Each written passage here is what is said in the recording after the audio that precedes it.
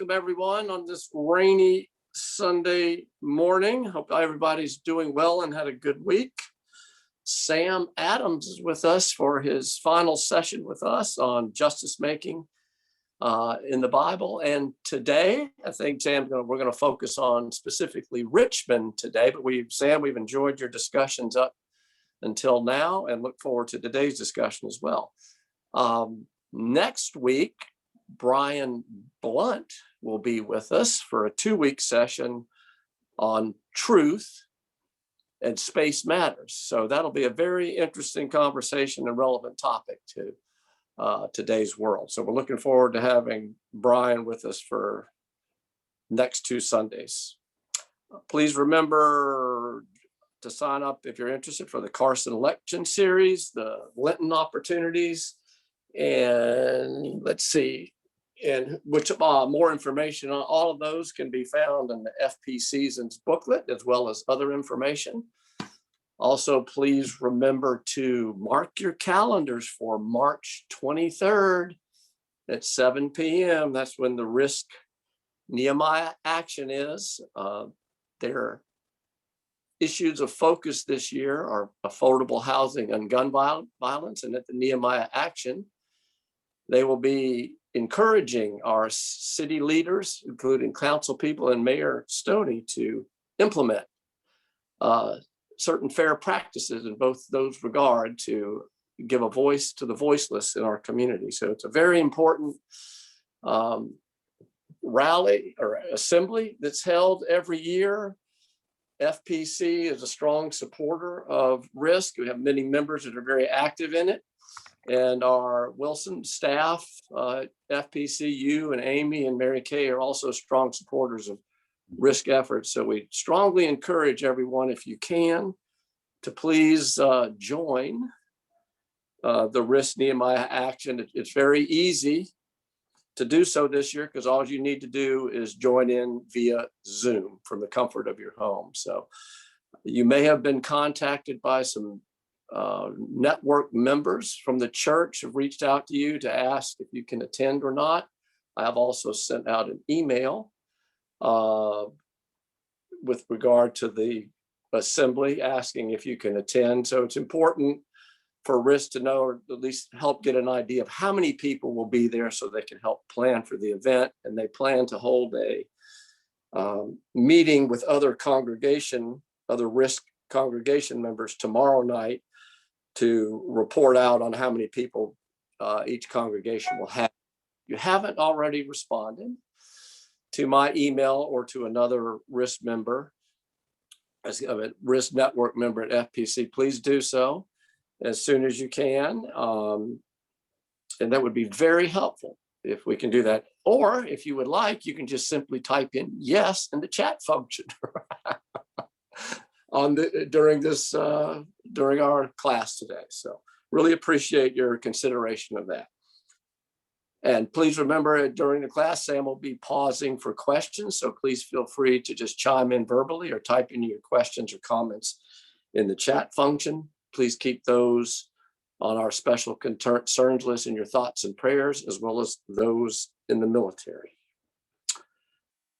Wilson, I don't have anything else on my list as important announcements. Is anything from staff or the church more broadly?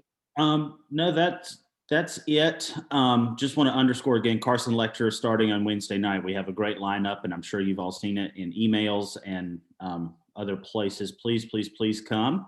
And then the final piece for Risk is, do let someone, if you plan to attend, if you've been contacted by someone, like Drake said, just let us know, because we are trying to keep tabs on everybody who comes. And our goal is 100 participants this year, which will be really good. But I know this class likes to be involved in things. So if it's just Drake or Mary D or myself, just let us know you're coming so that we can expect you. But that is all from our side of things. Yeah, and I will send out a reminder email on Risk following class today, that just forwarding the same email that I sent before, asking if you haven't already responded to please respond. And if you have responded, we thank you very much for your willingness to attend and participate in the assembly. So with no further ado, and well, one more thing, if I've missed any announcements or any special people on the special concerns list, please feel free to type them into the chat function so everybody will know about them. So really appreciate it. Sam, over to you. Thrilled to have you back once again.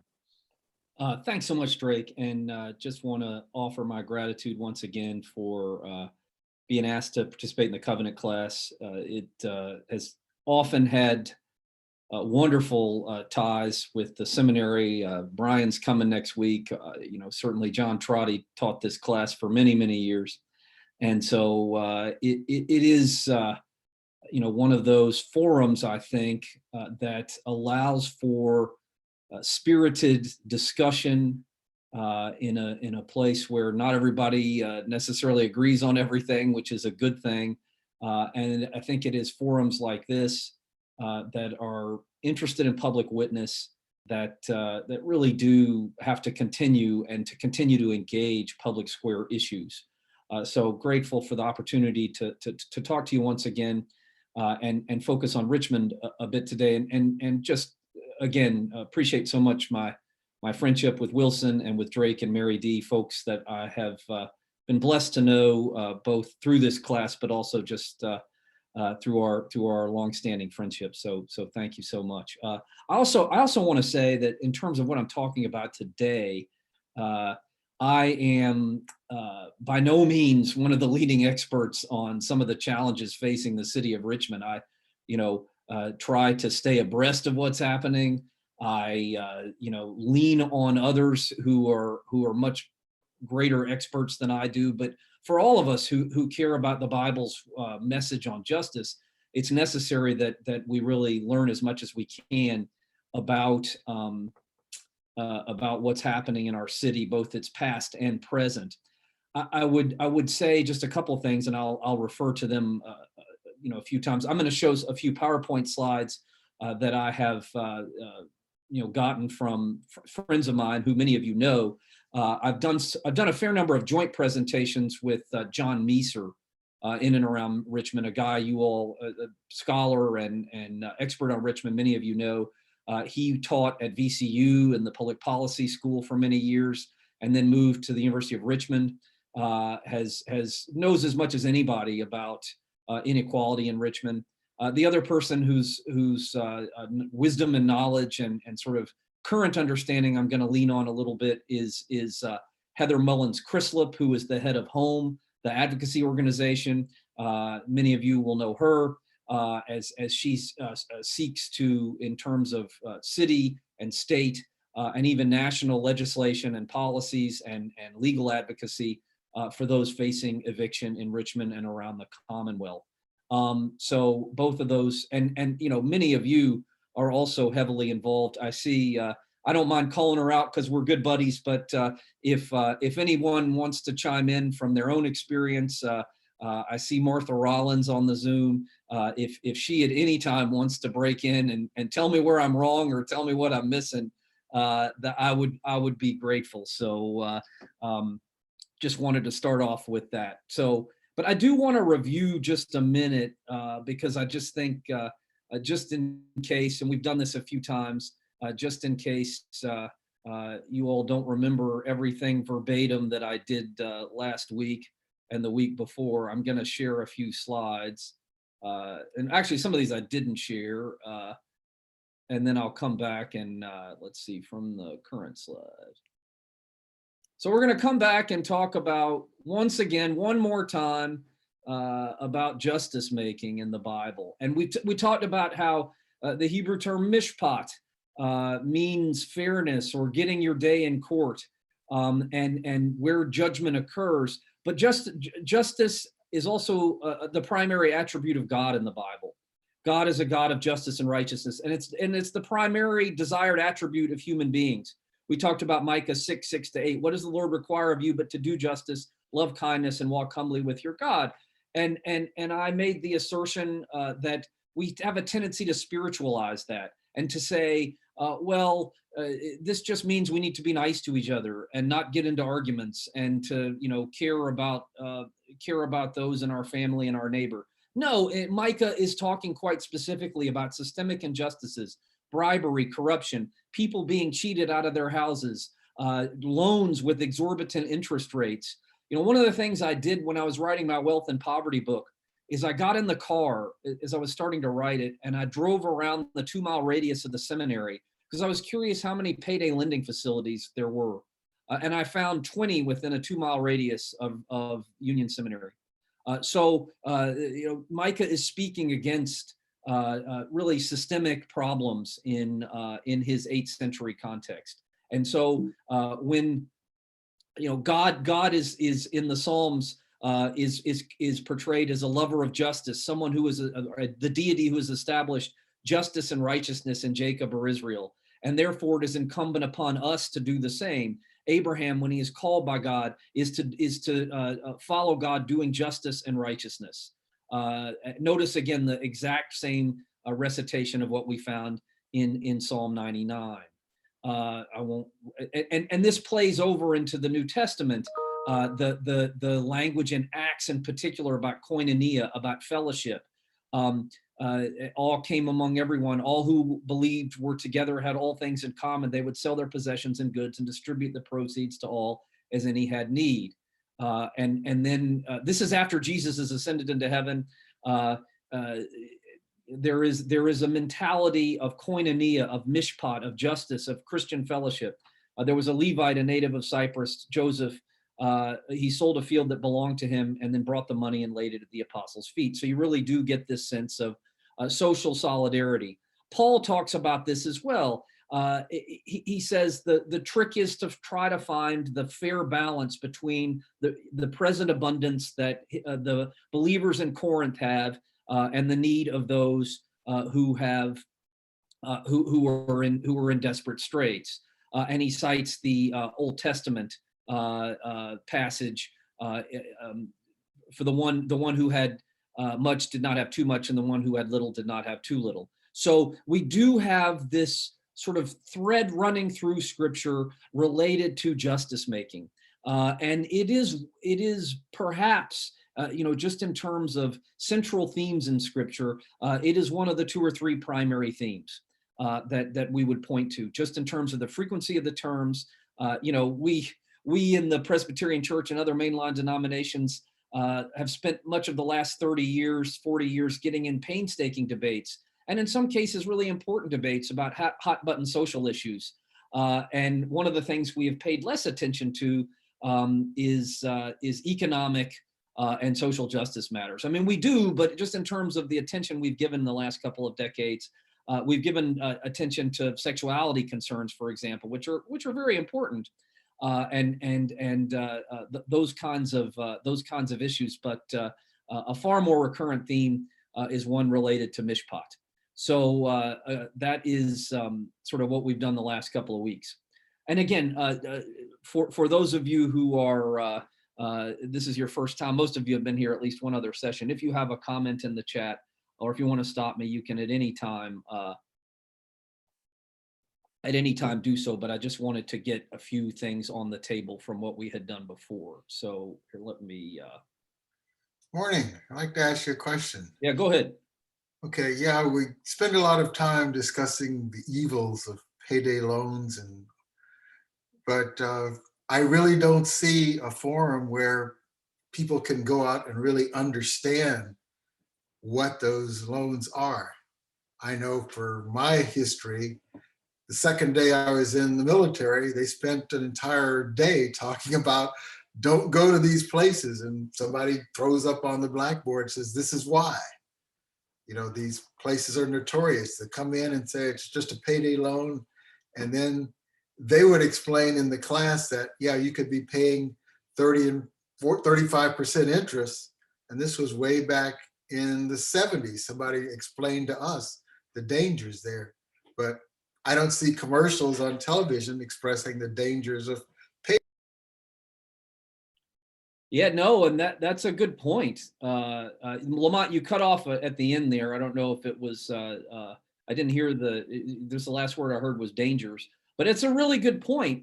This is one issue where there has sort of been bipartisan support from the payday lending industry for the campaign coffers of those on both sides of the aisle, both in Virginia and nationally. There has been some regulation in North Carolina, less so in Virginia. Many of you know Jennifer McClellan. She's really tried to tried to enact it in Virginia and has come up short several times. But I guess the thing I would say, Lamont, is that the way it has evolved in most states is that it's not 30-40%, it's 300%. It's 300 to 400%, because what happens is a person, the average profile of a person who engages in a payday lending has to take a rollover loan because he or she can't pay the first installment and then borrows on the next one. And then by the time, and usually it's done for not to pay rent, but to pay for a auto repair or an emergent health need that someone has. They borrow at that, and then when they can't pay it back the first time, they take a rollover loan. So by the time they end up paying it back, if they're able to, it ends up being 300 to 400% interest. So, this was common as well in the ancient world. It shows that there's a timelessness to human behavior. The way in which power was centralized during the Israelite monarchy, and this is what Micah and Amos says, let justice roll down like waters. What they are railing against is corrupt lending practices that cheat the poor out of their land. And so there is, thank you for that post. This was quite common in the ancient world. And so that's one of the reasons I referred to Micah 1 through 4. Because in that section, he's talking about, among other things, exorbitant, unfair loans that are predatory against those who are poor. So we see this repeating itself today. All right, I want to move to talking a little bit about just some of the history of Richmond in this regard. And here I am leaning on some of the wisdom I've gleaned from doing some joint presentations with John Meeser, and most of these slides are his that he has graciously borrowed. So I want to give full credit for that. So here, let me start the show. All right, so one of the things that John has worked on a lot, and there's a whole website which I'll post in a minute when I get out of the PowerPoint, is what is called the Mapping Inequality Project, and this was something the University of Richmond has done for major urban centers, including Richmond. During the New Deal, the HOLC, the Homeowners Lending Corporation, developed a system in which they ranked urban areas by giving them a grade A, B, C, D, and were, the loans they were able to give that tended to be favorable at 85% or more of the home's values in areas A. This is a map of Richmond that was used by the HOLC. And what you can do is you can, and I'll post the link. I highly recommend. I spent about half an hour on it this morning. You will be stunned at the some of the descriptions that are used. I need to stop the share a minute so that, or maybe I can, hang on. I just need to get to my, can everybody still, no, you can still see it. I just have to get to my, I want to read a couple of the descriptions. Everybody can still see the map, correct? Somebody nod their head. No, you can't? It's distorted. Oh, okay, hang on. All right, I'll come back to it in just a second. But there's, just the, some of the language that is used is you get language like, subversive, undesirable, inharmonious, lower grade populations, references to colored infiltrations. And so now you can see it again, right? Okay, so so what you can do is you can hover your mouse when, later on, you can hover your mouse over a particular area, and the Mapping Inequality project has made it so that you can see the comments that were made by the HOLC during this period. So this is what is known classically as redlining, where undesirable populations in major urban centers were relocated by virtue of not being given favorable loans. And this type of ranking, and it's not something that's particularly up for debate, because we have detailed map-based records by the HOLC that University of Richmond has in a very systemic way preserved a record of. So I highly recommend you taking a look, and you'll see if you just look at the map Sam? of Richmond. Yeah, hang on just a second. If you just look Okay. at the map of Richmond, you will see that some of a great deal of the coding that they have done is still operative today in terms of wealth distribution in our city. There was a question. Yeah, it's Susan. I work at University of Richmond, and we've been doing a 21-day racial injustice session. I don't remember what it's called, but anyway, we talked about this redlining, and it is fascinating. And one of the women in our session said that she went to look up her own. She was curious if she could find her own city, because she grew up in Brooklyn or somewhere up in New York, and she found they've done it like almost the whole country, I guess. It's really, it can take a long time but it's really fascinating, I guess, if you really want to dive into it. So. No, and it is, and I spent some time this morning, and it wasn't, and again, it in Richmond, most of the comments relate to African Americans, but if you look at the one, I spent some time at the one in Brooklyn this morning, for example, and obviously that was much more other immigrant, more greater number of immigrant groups from the early 20th century who were referred to in that document, in those notes. So yeah, no, I mean, they've just done an amazing job with laying all this out and just cataloging it. So I'll post the link in just a minute. All right. So one of the other things that coincided with this was the building of major interstates, the combination of redlining and the major thoroughfares through Richmond, which came through and decimated African American neighborhoods. There were other possibilities that were not followed. It was an intentional decision, especially in the early 60s. There were, and it was presented as a way of, citizens for traffic relief. Let's get going. Let's end congestion. But there was definitely a not so subtle or ulterior motive to it. And so, these types of advertisements were meant to say this will lead to greater commerce. It will lead to less congestion, both of which things were true. But there was a intentional effort to what's the word, bisect and to disrupt African American neighborhoods in Richmond. And you can see this is some of the pictures that John has collated, that you can see how this affected as the 95 and the Downtown Expressway were built, how these decimated African American neighborhoods. This is right down as you drive through downtown. As some of you have seen the marker at Navy Hill, this was the only school during this period that had completely African American teachers.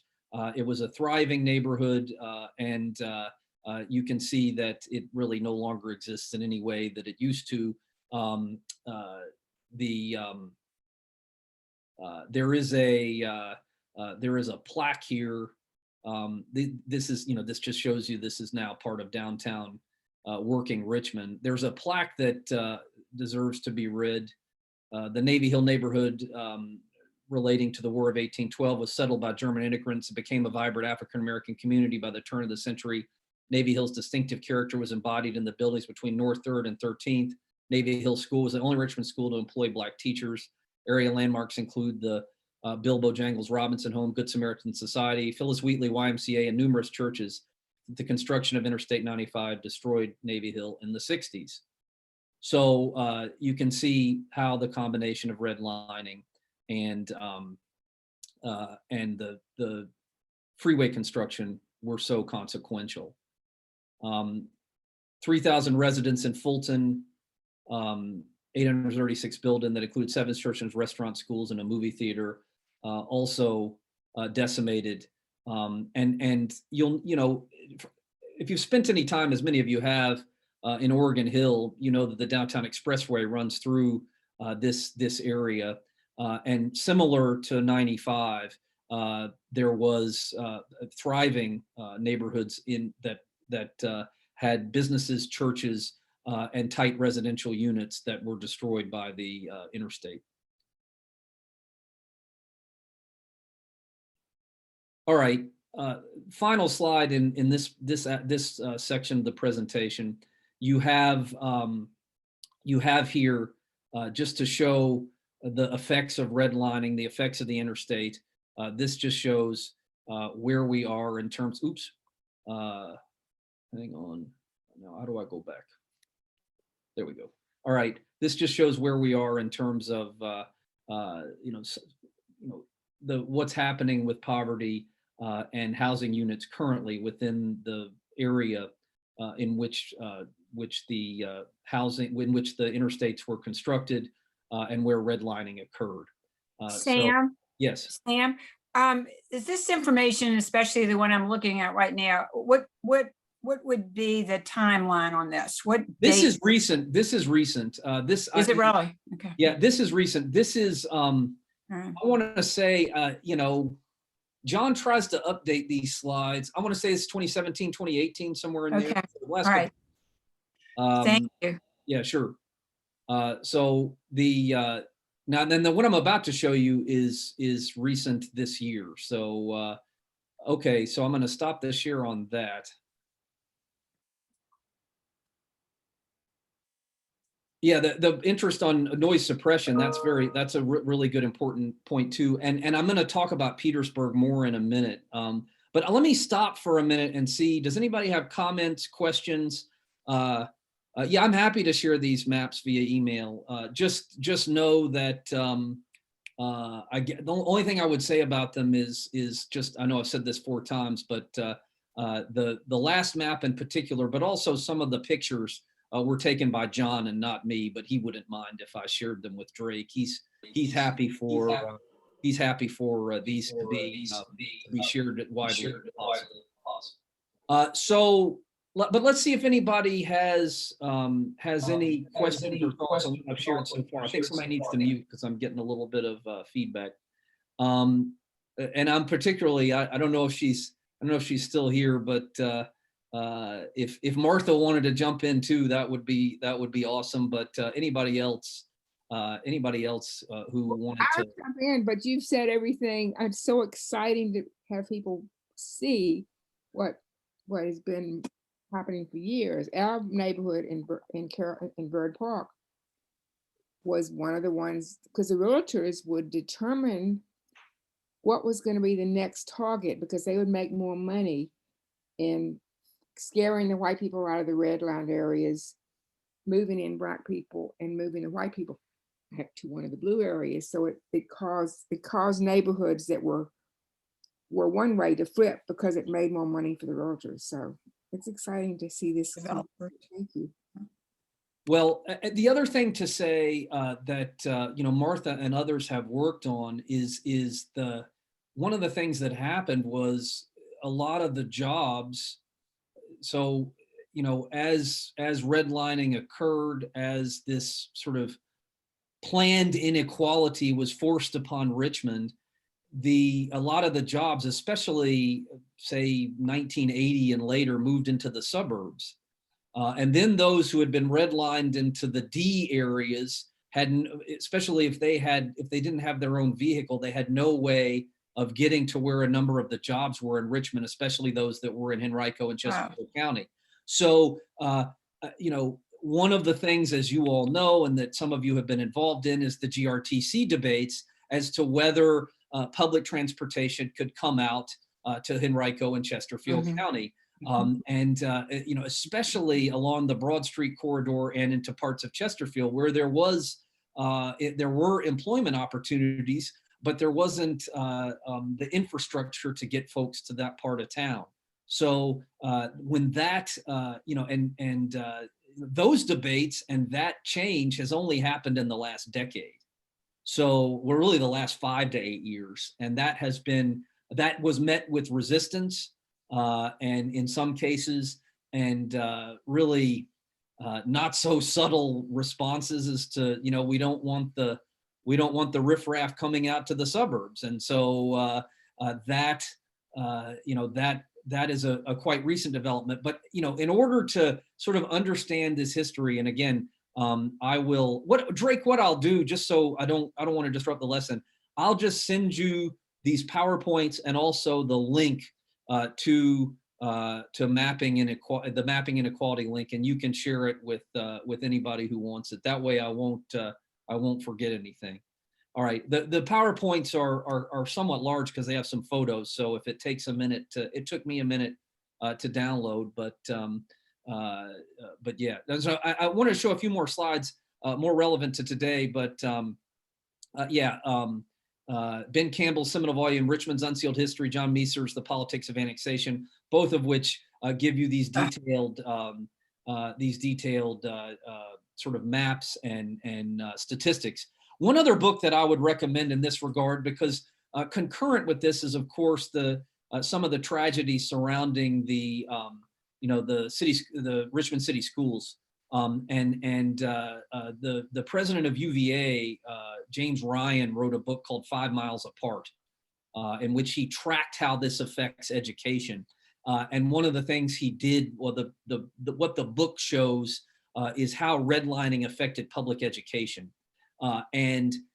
He compares Thomas Jefferson High School, which is in the city, with Freeman High School, where my son goes and some of your kids go, which is just, you know, a mile or two inside Henrico County, and the disparities in terms of opportunity, income level, transportation ability, just all the things that we're talking about today. So the ways in which this affects education, I think, also have to be, you know, if we want to talk about justice making, I was listening to a podcast this week, and you know, some education experts were saying that the real way we can stem some of the inequality we have is by more intentional, targeted efforts at educating from, you know, at the pre-K 4-year-old to second grade level. That unless we begin to do that with literacy, socializing, and that kind of thing, that's really where we can make the biggest difference. And so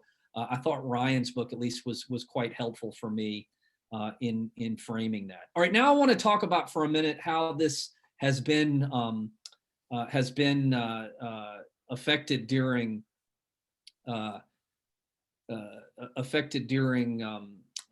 COVID in particular, and just something that we should be aware of. And now I'm pivoting a bit to someone you also know, or some of you know, and that's Heather Mullins Crislip, who is the lead attorney and the president of HOME, the housing advocacy organization in Richmond. And this is her latest PowerPoint on what's happening. I'm just going to show you a couple of slides from it.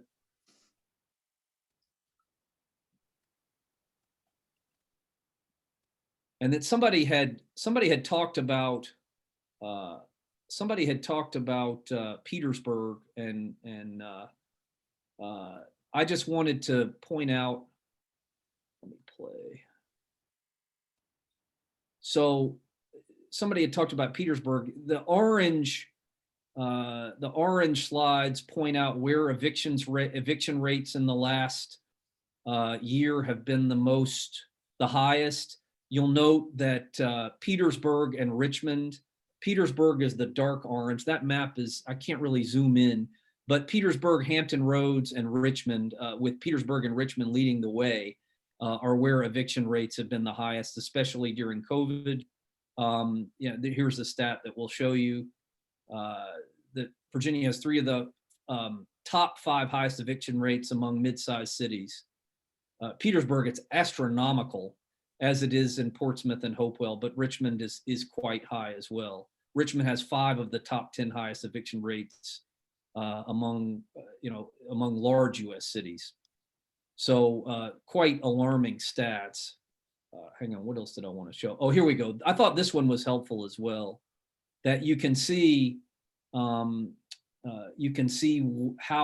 much Virginia is outpacing the rest of the country in eviction rates, and how much Richmond is outpacing both Virginia and the rest of the country in terms of eviction rates. And Heather will point out that this has only been exacerbated during COVID. She also points out that there is an affordable rental housing shortage in Virginia. And again, this ties back to the redlining that took place in the New Deal, that extremely low renter income households are way too high in Virginia. They're way too high in Richmond, and certainly Northern Virginia is quite expensive, as you all know. And whenever you have renters who are spending 50% or more of their income, which is the case for numerous renters in Richmond, on 50% of their net income on rent, the line between eviction and being able to stay is quite thin. So I found these. Let's see.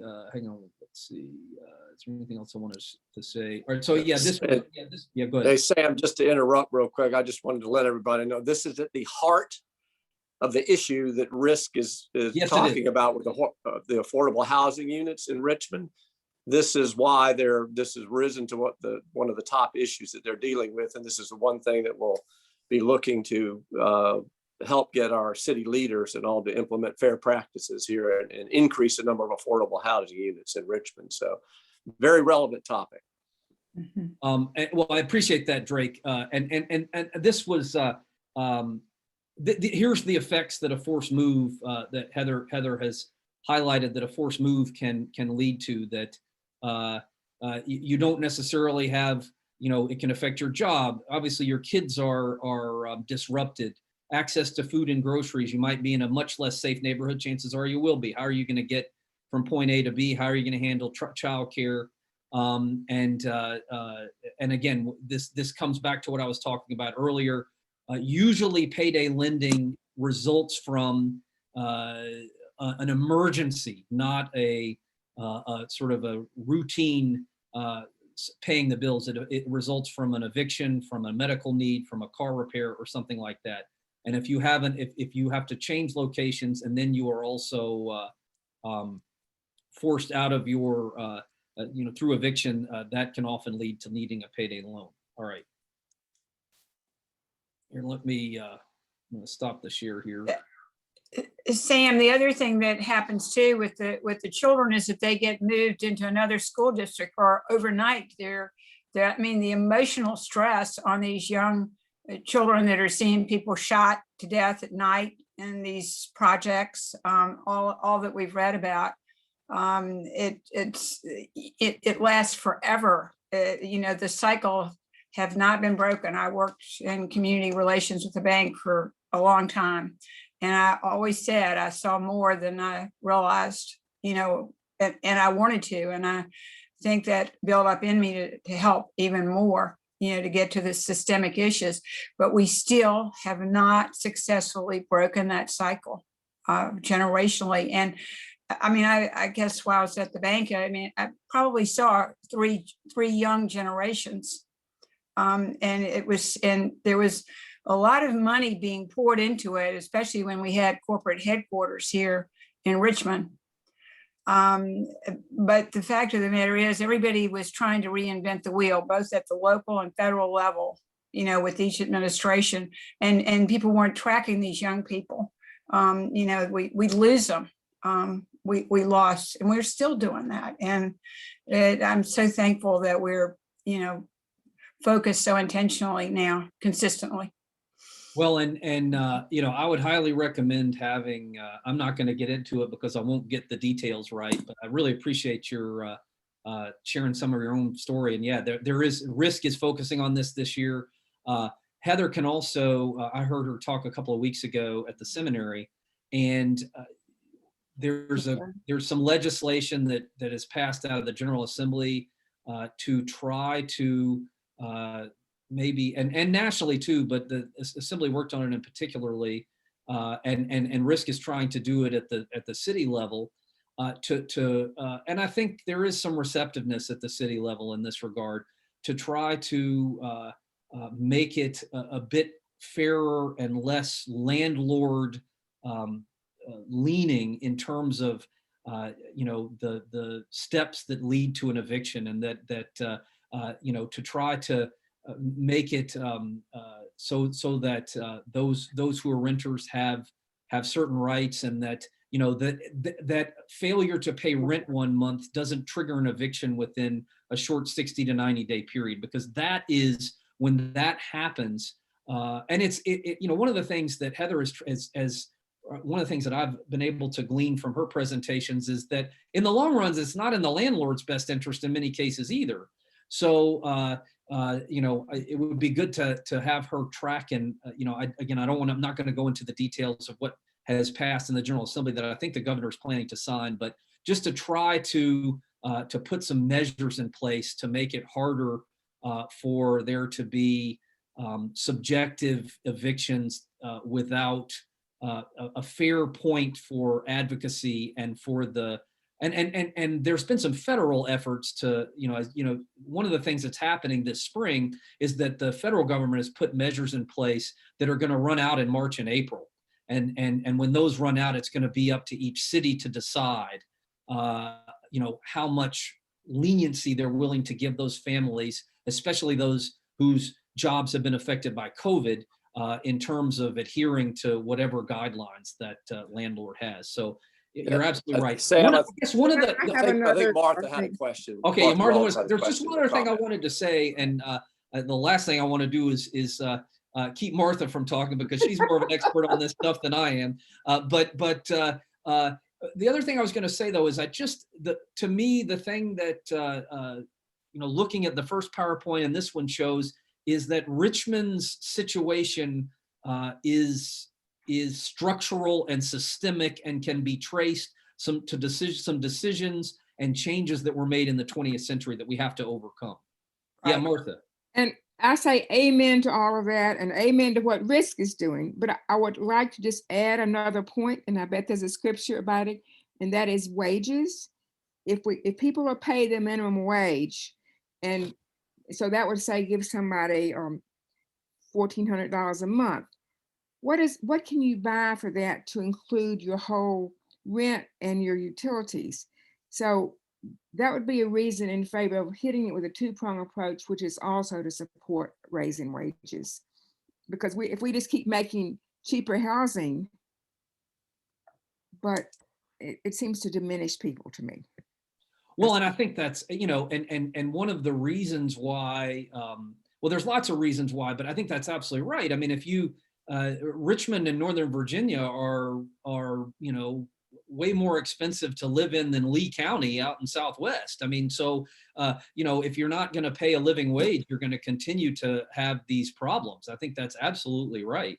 And obviously there's been a lot of discussion about how this would affect small businesses, but yet the minimum wage has not changed in many decades. So I think that's and the cost of living has done nothing but go up. We only have a couple minutes left. I guess we want to give a chance for anybody else to ask questions or jump in who hasn't had a chance. I guess one of the things I would point to, I want to make one other point, and then we can have just a couple more minutes of questions. That is that there is a timelessness to this, that, I go back again and again to the 8th century and prophets like Amos and Micah during a period of inequality, of corruption, of marked mistreatment of the poor, of structural mistreatment of the poor. Amos and Micah, what does the Lord require of you but to do justice? Amos, let justice roll down like water, righteousness like an ever-flowing stream. They were speaking during a period in which much of, even though this was an ancient agrarian local economy, they were speaking to a context that was in many ways not so dissimilar to ours. There are certain aspects of human behavior, structural greed among them, that are timeless. So I think we have to remember that, just the justice passages, especially in the prophetic text and in the New Testament, have a timelessness to them that are, we have to continue to engage. All right. Somebody was trying to jump in. Sam, Yeah. Bruce Tyler. One of the things that you haven't talked about is the effects that the General Assembly has had on Virginia with regards to urban counties, and how the cities have not been able to grow and absorb and create a more level playing field by the increasing size of the cities. And of course, John was very heavily involved in reviewing the 70s when Richmond was annexed Chesterfield. And that had the urban county legislation that was passed has really hampered Richmond and Norfolk and some of the other communities. Absolutely. That's a really good point, Bruce. I mean, and Roanoke as well. I mean, in many cities, there is a sense in which, and one of the things that's funky about the way Virginia does it, unlike most other urban cities, is that cities and counties are completely separate from each other. So that creates institutional, governmental, and sort of just bureaucratic divides that are difficult to overcome. So, where I grew up in Atlanta, gosh knows Atlanta has lots of problems, but there's much greater cooperation and what I would call cross-pollination because the city of Atlanta and Fulton County work together, and DeKalb and Gwinnett and Cobb. There's just more overlap than there is in Virginia because Henrico, Chesterfield, as you know, Bruce, are not affiliated in any way, and so it leads to competition. And we'll just think of all the stuff that that the city has tried to do that they're dependent on the counties in order to do, and it's just a question of whether the counties will play ball with some of the infrastructure changes that Richmond tries to make.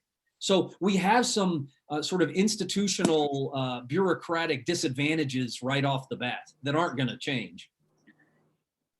That's a really good point. We're at time, but does anybody have any other? This was a bit more of a wonky session today, but I think it really dovetails with what Risk is trying to do.